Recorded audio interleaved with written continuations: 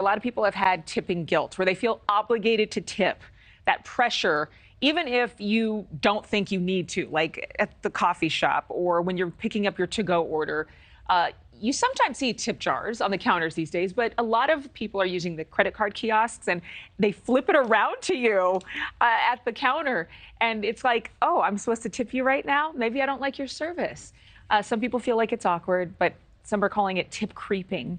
And it seems to be effective in getting most people to pay up. Research shows we are paying more money for everything. In fact, a new Restaurant Trends report reveals the top tipping city in the nation is Cleveland, with an average 20.6% tip. So we're paying more, but some people are tipping more.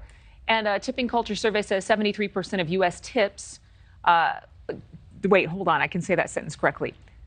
73% of us, of people, tip at least 11% more when paying digitally.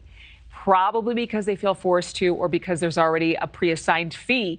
It turns out there are three types of tippers: the feel-good, the no-tip, and the guilty tip. I'm a feel-good tip person. I don't know, Gerard, are you a... I think it depends. It depends, but I'm a guilt tipper most of the time. All right, so we're on a guilt trip with the guilt tip. NewsNation's Kelsey Kernstein. What kind of tipper are you? You know, I'm a what kind of mood I'm in kind of tipper. I'm just kidding. But you guys, 5-10 years ago, we never would have thought that a place like Starbucks, several other chains, that would prompt you to a tip screen before you get your food. Now it's becoming the new norm. First, there's the feel-good tipper. You enjoy tipping and will give 20% in every situation. So it's $10.96 for 2 drinks. So it just worked out. Feeling all these endorphins. And I'm feeling a little happy. Like maybe I'm just going to tip a good 20% or so. I know with Starbucks, they either offer a $1, $2, or $5 tip. So maybe I'll do that $5. Starbucks rolled out a new screen feature. Now you have the option to add tip to your final bill, or leave nothing, all before the transaction even goes through. By the way, Starbucks raised its minimum pay to $15 an hour last summer. So I just tipped a lot of money, but I feel kind of happier for it. All right, where to next? All right, we're gonna get some burgers. Let's go. Then there's the no tipper.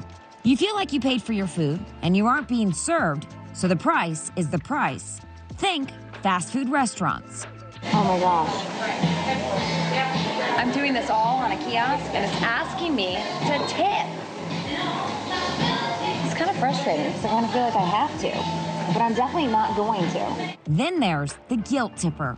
When you're buying something small, like a donut, and you're not getting a bill at your table, you're paying right at the counter, but you feel guilty not tipping, or the cashier is standing there watching you.